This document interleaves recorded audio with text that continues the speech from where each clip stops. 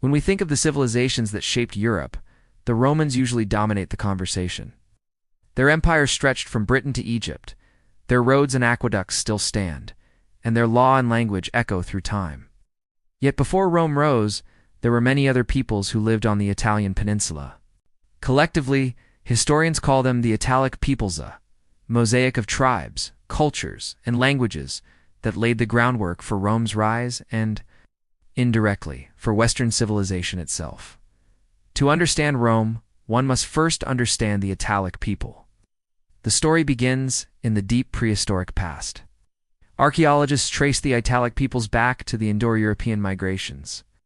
Those vast waves of movement that reshaped Europe during the Bronze Age, sometime around the late 2nd millennium BCE, groups, speaking Indo-European dialects, entered the Italian peninsula.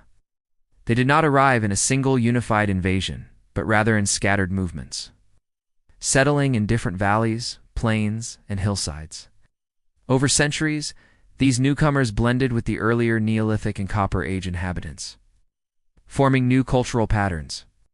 Out of this mixture arose tribes such as the Latins, Sabines, Umbrians, Oscans, Samnites, and many others.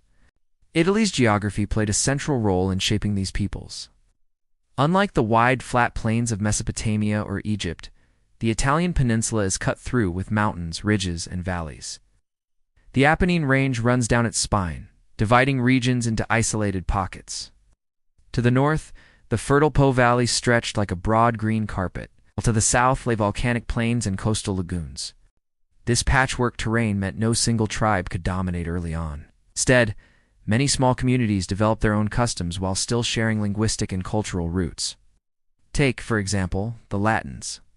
Living in the region later called Latium, modern Lazio, around Rome, they occupied small villages on hilltops for defense. Their economy was simple but effective, farming grains like barley and wheat, tending livestock, and trading with neighbors. Latins spoke a dialect of what we now classify as the Italic branch of the Indo-European language family. Over time, this Latin tongue would expand and transform into the language of Cicero and Caesar, and eventually into the Romance languages of today. But in the early centuries, it was just one dialect among many. To the north of Latium lay the Sabines, highland dwellers of the central Apennines. They were known for their austere customs and religious devotion. Roman tradition preserved tales of Sabine women and their central role in Rome's founding myths.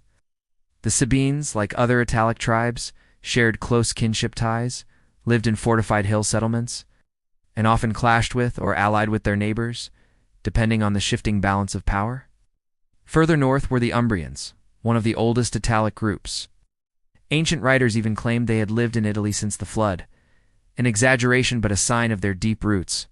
Their settlements dotted the upper Tiber Valley. They developed their own inscriptions in a distinct Umbrian script, a variant of the old Italic alphabet derived ultimately from Greek. These inscriptions, often ritual texts, reveal a people deeply concerned with religion, ceremony, and the proper relationship between humans and the gods. The Oscan-speaking tribes formed another important cluster. Among them were the Samnites, who would later become Rome's most dangerous enemies in the 4th century. BCE, the Samnites lived in the rugged mountains of south-central Italy. Their society was hardy, martial, and organized into confederations. They practiced a system of ritual warfare in which young men proved themselves through combat and raids, ensuring a constant supply of trained fighters. Their clashes with Rome became legendary, remembered as the Samnite Wars, conflicts that tested Rome's resilience and taught it crucial lessons in military adaptation. Religion was a unifying thread among the Italic peoples. Although each tribe had its own gods, many deities overlapped. They worshipped sky gods, fertility spirits, and chthonic powers of the underworld. The concept of noumena, divine forces inhabiting natural objects and phenomena, was widespread. Sacred groves, springs, and stones became sites of worship. Festivals and auguritha, interpretation of bird flight, were shared practices. These religious traditions deeply influenced Roman religion, which retained the Italic emphasis on ritual correctness, auspices, and priestly colleges. Ritual customs also revealed their worldview. In early periods, cremation was common, with ashes stored in urns, sometimes shaped like huts, symbolizing the home of the deceased. Later, inhumation became widespread. Rich graves included weapons, jewelry, and imported goods, showing connections with Etruscans, Greeks, and even Phoenicians. The Italic peoples were not isolated. Through trade and cultural exchange, they absorbed influences from across the Mediterranean. By the 8th century BCE, the Italian peninsula was a vibrant crossroads. To the north, the Etruscans, not an Italic people, but a distinct culture-dominated Tuscany with their rich cities and advanced art. To the south, Greek colonists had founded prosperous settlements in what was called Magna Graecia. Between these two powerful cultures, the Italic tribes were both influenced and pressured. They borrowed writing from the Greeks, architectural ideas from the Etruscans, and military techniques from both. Yet they maintained their own traditions, adapting outside influences to their local needs. Roman legends about their early kings and heroes reflect this interplay. The tales of Romulus and Remus, the Sabine women, or the wars with neighboring tribes are mythologized memories of real struggles. Among Italic peoples competing for dominance, Rome's genius, historians often note, was not simply military conquest, but the ability to integrate other Italic peoples into its system. Early Rome offered defeated neighbors partial citizenship, alliances, and a stake in Roman expansion. This inclusive policy gradually transformed a patchwork of tribes into a cohesive network under Roman leadership. Still, the path was not easy. The Latin League, a confederation of Latin cities, resisted Rome's supremacy until the Battle of Lake Regillus, around 496 BCE, where Rome's victory secured its primacy in Latium. The Samnites resisted for generations, inflicting humiliating defeats such as the Caudine Forks in 321 BCE, when Roman soldiers were forced to pass under a yoke in disgrace. Yet Rome persevered, learning from every setback, reorganizing its legions, and slowly grinding down resistance. By the early 3rd century BCE, nearly all Italic peoples had been incorporated into the Roman system. The legacy of the Italic peoples extended far beyond Rome's borders. Their languages Latin, Oscan, Umbrian testify to the diversity of ancient Italy, though Latin eventually overshadowed the others. Inscriptions in Oscan and Umbrian preserve echoes of once vibrant tongues. Their cultural values, family loyalty, warrior ethos, religious devotion shaped the Roman character. Their struggles against Rome hardened Roman discipline and expanded its horizons, albeit in their willingness, sometimes grudging, to join Rome's confederation provided the manpower that later allowed Rome to conquer the Mediterranean. When the Italic peoples finally came under Roman rule, their story did not end it transformed. Integration into the Roman system reshaped their identities, but the memory of their distinct ways of life lingered for centuries. Rome did not erase them overnight. Instead, it absorbed, adapted, and blended their traditions into a broader whole. What emerged was not a single culture replacing another, but a layered society where local heritage persisted even as Rome became supreme. Daily life across Italic communities reveals how much they contributed to Rome's character. Villages retained their hilltop settlements, farming methods, and local shrines long after becoming Roman allies. A Sabine farmer in the central Apennines or an Oscan herdsman in Campania may have spoken Latin in official matters but still prayed to ancestral gods in his native tongue at home. These small continuities show that Romanization was a gradual process, not a sudden conquest of identity. One of the clearest signs of this blending appears in language. While Latin spread as the language of administration, law, and trade, Oscan and Umbrian continued to be spoken well into the Republic. Inscriptions in these languages appear, even after Rome's dominance was unquestioned, proof that local traditions endured. Bilingualism was common. A magistrate might inscribe decrees in Latin for Roman officials while carving a parallel Oscan text for his own people. Eventually, Latin triumphed, but not without carrying traces of its Italic cousins. Scholars detect echoes of Oscan and Umbrian vocabulary in the Latin of later centuries, subtle reminders of voices once widespread. The Italic peoples also left their mark on Rome's military system. The legion, Rome's most famous invention, was shaped by hard lessons learned in wars against Samnites and other tribes. The flexible, manipular formations so different from the rigid phalanx of the Greeks was born from the necessity of fighting in Italy's mountainous terrain, where Samnites excelled.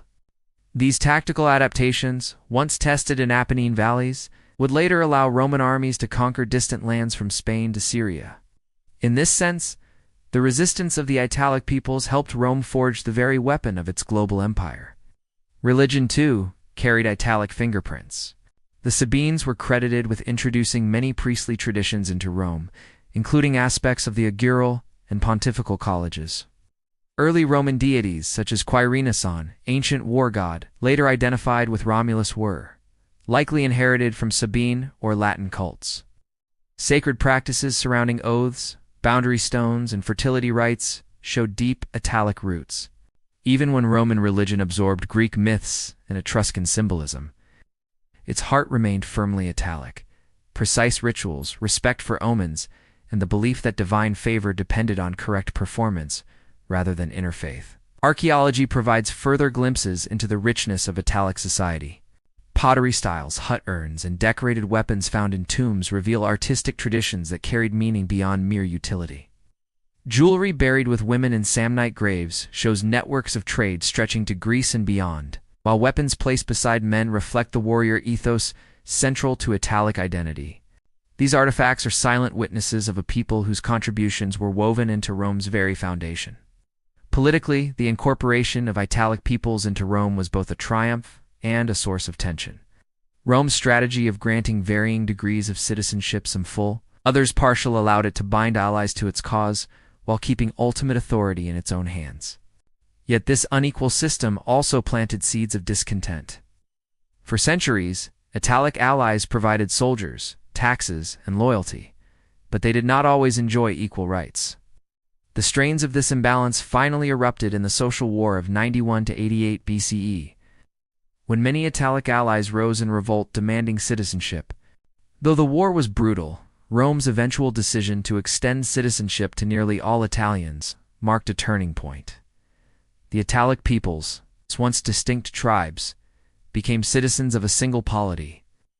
This transformation was not the end of their story, but the beginning of Italy as a unified cultural sphere. By the late Republic, a Roman traveling through Latium, Samnium, or Umbria would encounter communities that still cherished local customs, yet shared a growing sense of belonging to Rome. The Italic mosaic had not disappeared. It had fused into something larger. Rome's strength lay not in destroying the peoples it conquered, but in reshaping them into participants of its destiny. Even as the centuries passed and Rome expanded across the Mediterranean, echoes of Italic identity remained. Family names, local festivals, and regional dialects carried whispers of a time before Rome's supremacy. Legends of Sabine ancestors, Samnite warriors, or Umbrian priests were retold in Roman histories, not as tales of outsiders, but as chapters in Rome's own story. The Italic peoples were no longer separate. They were the roots from which Rome had grown. And so, to speak of Rome without the Italic peoples is to miss the very soil in which Rome's greatness took root. Their struggles shaped Rome's resilience. Their traditions molded Rome's rituals. Their languages enriched Latin, and their blood filled the ranks of Rome's armies. What began as scattered tribes in valleys and hillsides ended as the foundation of one of history's greatest civilizations. The story of the Italic peoples is not simply a prelude to Rome. It is an inseparable part of Rome's essence.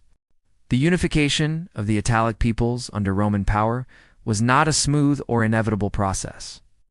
Though Rome eventually stood supreme, the path toward unity was marked by centuries of conflict, uneasy alliances, and cultural blending. To understand just how deeply the Italic peoples shaped Rome's destiny, we must turn to the centuries after. Rome's rise in Latium, when the city clashed again and again with its neighbors, and when the identities of the Italic tribes became both a source of resistance and a wellspring of Roman strength. The 4th and 3rd centuries BCE were an age of fire and iron for the Italian peninsula.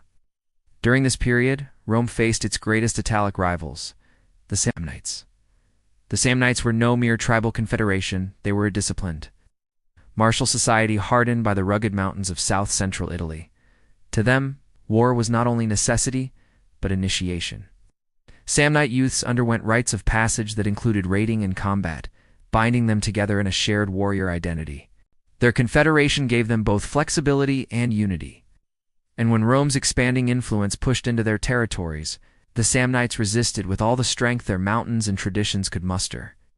The First Samnite War 343–341 BCE was the opening clash in what would become a trilogy of epic conflicts. Though relatively limited in scope, it set the stage for decades of animosity. Rome, still consolidating its dominance in Latium, discovered in the Samnites a formidable enemy, capable of standing toe-to-toe with the legions. Even when Rome claimed victory, the struggle was far from settled. But it was the Second Samnite War 326–304 BCE that became the true test of wills. This conflict stretched nearly 2 decades, involving shifting alliances, betrayals, and some of Rome's most humiliating defeats. The most infamous moment came in 321 BCE, at the Caudine Forks, a narrow mountain pass where Roman forces found themselves trapped. The Samnites, rather than slaughtering them, forced the Roman soldiers to pass beneath a yoke and arch of spears, symbolizing submission. For a people as proud as the Romans, this humiliation burned deep, yet it also hardened their resolve. Rome reorganized its legions, adapting their manipular formations precisely because of the challenges posed by fighting the Samnites in difficult terrain. From the sting of defeat came the seeds of future dominance. The Third Samnite War 298–290 BCE expanded the struggle to nearly all of central Italy.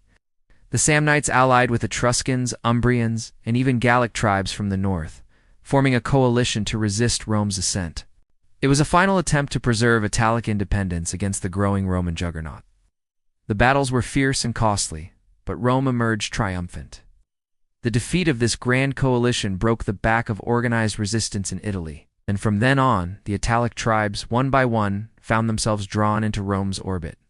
Bound by treaties, alliances, or outright conquest, yet integration was never merely political, it was deeply cultural. Even as the Italic peoples lost autonomy, their traditions continued to filter into Roman life.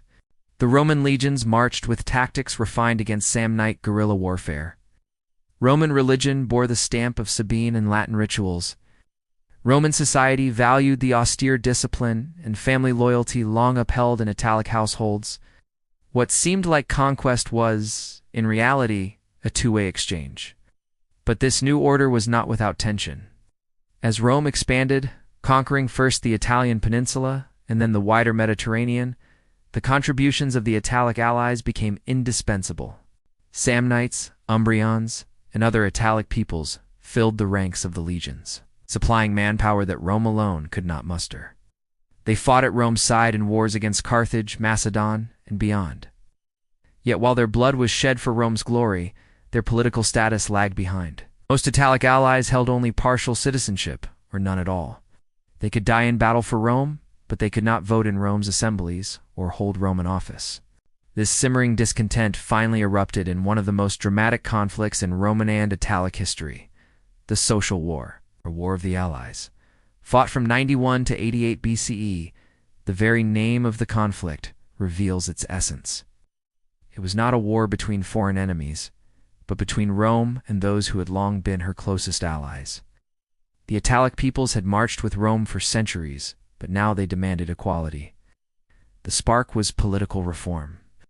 Tribune Marcus Livius Drusus had proposed granting citizenship to Rome's Italic allies, but his assassination in 91 BCE crushed their hopes. Enraged, many Italic communities rose in revolt, forming their own confederation with its capital at Corfinium, which they renamed Italia. This symbolic act proclaimed their intent. They were not outsiders, but the rightful equals of Rome. They minted their own coins, organized armies, and fought with determination born of centuries of frustration. The social war was brutal. Town after town in central and southern Italy turned against Rome, and battles raged across the peninsula. The Romans, who had long relied on these same allies in foreign wars, now faced them as bitter enemies. For the first time, Rome's very survival seemed in doubt, not from distant Carthage or marauding Gauls, but from within its own Italian heartland. Yet the war also revealed Rome's adaptability. Realizing that it could not win through force alone, the Roman Senate began to extend the very citizenship the allies had demanded. In 90 BCE, the Lex Julia granted citizenship to communities that had remained loyal, or that quickly laid down arms. Later laws expanded this right further. By the war's end, the Italic peoples had achieved their goal. Rome had prevailed militarily, but in conceding citizenship, it also transformed itself. The first time, nearly all of Italy was united not only under Rome's rule, but as Rome's citizens. The social war was thus both a tragedy and a triumph. Tens of thousands died, towns were ravaged, and bitterness lingered, but the result was revolutionary. The Italic peoples, once fragmented tribes with their own tongues and customs, had now become Romans in law. The mosaic of Italic identity did not vanish overnight, but it was reframed within a broader civic identity. Italy itself, from the Po Valley to Calabria, became the foundation of the Roman state. The legacy of this integration is profound. With the manpower of all Italy at its disposal, Rome could wage wars on a scale previously impossible. The victories over Mithridates, the conquest of Gaul, and even the rise of Julius Caesar, all rested on the expanded citizen base forged in the aftermath of the social war. Without the Italic people's incorporation, Rome might never have become an empire spanning 3 continents. But beyond politics and war, the cultural legacy of the Italic peoples endured in quieter ways. Local festivals continued, sometimes Romanized, sometimes stubbornly traditional. Village dialects flavored the Latin tongue. Italic family structures, with their emphasis on patriarchal authority and ancestral worship, merged seamlessly into Roman ideals of the familia. The Roman Senate itself preserved memories of Italic heritage, with noble families tracing their lineages to Sabine or Samnite ancestors, turning once anomes into the proud forefathers of Rome's ruling elite. Even today, archaeology whispers their stories. The hilltop fortresses of the Samnites, the sacred groves of the Umbrians, the inscriptions in Oscan and Umbrian all remind us that Rome's greatness was not created in isolation. It was born of struggle, exchange, and integration among the many peoples of Italy. To walk the ruins of Italy is to walk upon layers of history, where each Italic tribe left its mark in stone, ritual, and memory. The story of the Italic peoples is therefore not one of disappearance, but of transformation. They began as scattered tribes, speaking different tongues and worshiping different gods, shaped by mountains and valleys into separate identities. They resisted Rome fiercely, testing its resilience and shaping its military genius. They fought alongside Rome, providing the lifeblood of its armies. And finally, they demanded their rightful place, reshaping Rome itself into a state of citizens rather than a city of rulers. In this sense, the Italic peoples did not vanish, they became Rome. Their identities merged into the Roman Republic and later the Roman Empire, spreading their influence far beyond Italy's shores. Every legion that marched into Gaul, every colony founded in Spain, every law inscribed in stone, carried echoes of the Italic mosaic. Rome was their inheritance as much as it was Rome's, and their story is written into the very fabric of Western civilization. So when we look back at the grandeur of Rome, at the roads and aqueducts, the Latin language, and the imperial legions, we must remember the deeper roots. Before Rome, there were the Latins, the Sabines, the Umbrians, the Oscans, the Samnites, and countless others. Together, through conflict and cooperation, they created the soil in which Rome flourished. Their struggles gave Rome its resilience. Their traditions gave Rome its soul. And their unity, hard-won and costly, gave Rome its destiny. The Italic peoples remind us that history is not the story of a single city rising above all others, but of many voices merging into one. Their journey from tribes to citizens is one of the great transformations of the ancient world. A reminder that even the mightiest empires are built upon the foundations of those who came before. The Italic peoples did not vanish when Rome absorbed them. Instead, their voices slipped quietly into the soil, the stones, and the artifacts they left behind. To reconstruct their world today, we must become archaeologists of memory, piecing together fragments of pottery, inscriptions, bones, and bronze tablets, to hear once again the whispers of Latins, Umbrians, Sabines, Oscans, and Samnites. Their story, though overshadowed by Rome, emerges every time a tomb is uncovered, every time an inscription is deciphered, every time a hilltop fortress reveals its foundations. One of the earliest and most telling discoveries are the hut turns of central Italy. Small clay vessels shaped like miniature houses, they were used to hold the ashes of the dead during the Iron Age. Their roofs, doorways, and walls replicate the dwellings of the living, turning the tomb into a home for eternity. These urns reveal a worldview where life and death were continuous, where the deceased still needed the shelter of a house even in the afterlife.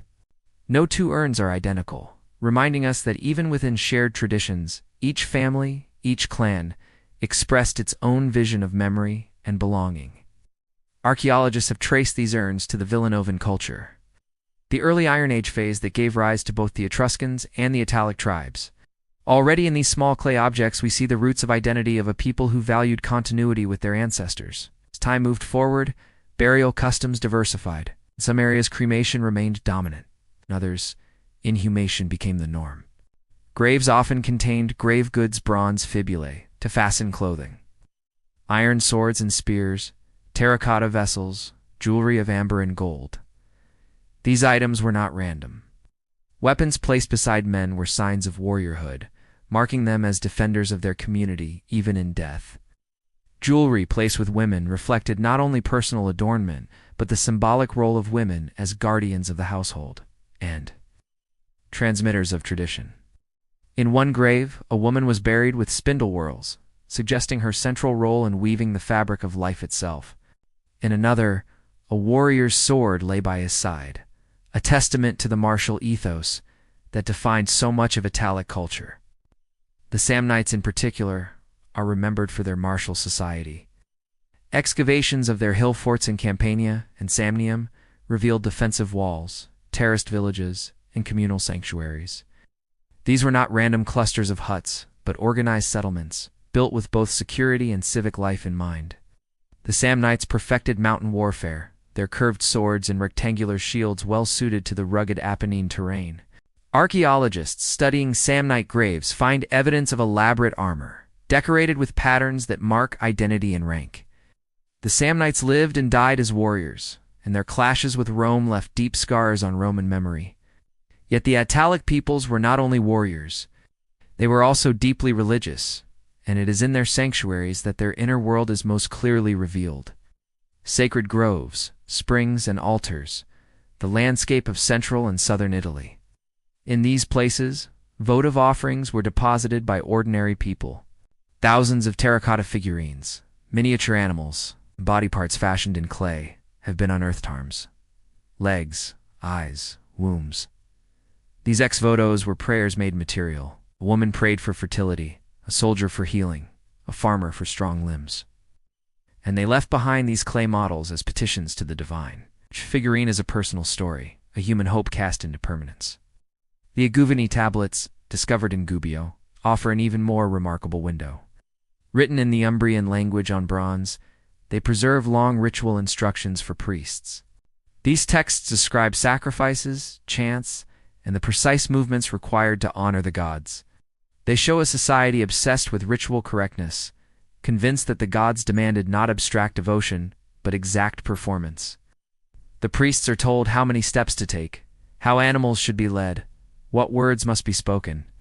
Religion here is not personal inspiration, but communal discipline, binding society together through shared rites. These tablets remain one of the most important sources for understanding Italic religion, and their survival is nothing short of miraculous. Oscan inscriptions tell a similar story. Across southern Italy, magistrates inscribed decrees in Oscan, communities recorded laws, and families carved epitaphs for the dead. One inscription threatens curses upon traitors, revealing a society where loyalty was sacred. Another records an offering to a local deity, blending Italic and Greek elements. These texts prove that Italic languages were not primitive dialects destined to be swallowed by Latin, but robust mediums of law, religion, and poetry. Though Latin ultimately triumphed, the survival of Oscan and Umbrian inscriptions ensures that these tongues still speak to us across time. Coins minted during the Social War provide another fascinating glimpse. The Italic allies who rose against Rome in 91 BCE declared their independence by creating their own money. These coins bear the proud name Italia and often depict a bull, goring a Roman wolf, a powerful image of defiance. Holding one of these coins is like holding the dream of a people who, for a brief moment, imagined a united Italy, free from Roman dominance. Though their rebellion failed, their message endured. They were not subjects, but partners, demanding equality. Rome, after much bloodshed, granted citizenship to nearly all Italians, fulfilling in law what the rebels had demanded in arms. Material culture also tells us about everyday life. Pottery shards reveal meals of grain, legumes, and wine. Amphory fragments trace trade connections with Greece, Etruria, and even Phoenicia. Jewelry points to networks of exchange. Amber beads arriving from the Baltic, glass from the East. Each object whispers of journeys, of merchants, of cultural mingling. The Italic peoples were not isolated hill tribes, but participants in a Mediterranean world of commerce and ideas. Their villages may have been perched on ridges, but their horizons stretched across seas. The blending of Italic traditions into Roman culture was gradual but profound. Roman religion absorbed Italic gods. Roman law reflected Italic values of family loyalty and communal responsibility. Even the Roman legion, the most famous military institution of antiquity, bore the imprint of Italic warfare. The manipular formation that allowed Rome to dominate the Mediterranean was born in the mountains of Samnium, tested against Italic foes who forced Rome to adapt. Thus, the very weapon of empire was a gift of the Italic struggle. Modern archaeology continues to deepen our understanding. DNA studies trace the Indo-European migrations that brought the Italic languages into the peninsula. Remote sensing uncovers buried settlements without disturbing the soil. Reconstruction software rebuilds villages and sanctuaries digitally, allowing us to walk virtually through places destroyed millennia ago. Each year, new discoveries refine the picture, showing us that the Italic peoples were more diverse, more interconnected, and more influential than older histories imagined. And yet, beyond the artifacts and inscriptions, their true legacy lies in transformation. They did not remain frozen in their tribal identities. They became Rome. Their languages contributed to Latin, their gods to Roman religion, their blood to Rome's armies, their traditions to Rome's laws. To speak of Rome without them is to ignore the very foundation of Roman greatness. Every Roman road was paved with Italic stone, every Roman legion filled with Italic men, every Roman prayer echoing Italic ritual. Even today, their echoes remain. The very name of Italy comes from them. Regional identities within modern Italy, Embrion, Campanian, Sabine, carry ancient resonance. Festivals in rural villages sometimes preserve fragments of pre-Roman rites, reinterpreted through Christian lenses, but carrying the same rhythms of fertility, harvest, and seasonal renewal. Archaeological museums across Italy house hut turns, bronze tablets and Oscan inscriptions, tangible links to a people who refused to be forgotten. The Italic peoples were not merely the backdrop to Rome's story, they were its co-authors. Their world of fortified villages, sacred groves, and stubborn independence tested Rome, tempered Rome, and ultimately merged into Rome. Their journey from tribes to citizens is one of the most extraordinary transformations of the ancient world. Through conquest and cooperation, resistance and assimilation, they shaped the destiny of a civilization that would, in turn, shape the world. In the end, the Italic peoples remind us that history is not the story of one city rising alone, but of many voices blending together. Each inscription, each urn, each weapon in a grave is a voice from the past, calling us to remember. To tell their story is not only to understand Rome, but to understand how cultures are born, how they endure, and how, even in being absorbed, they live on.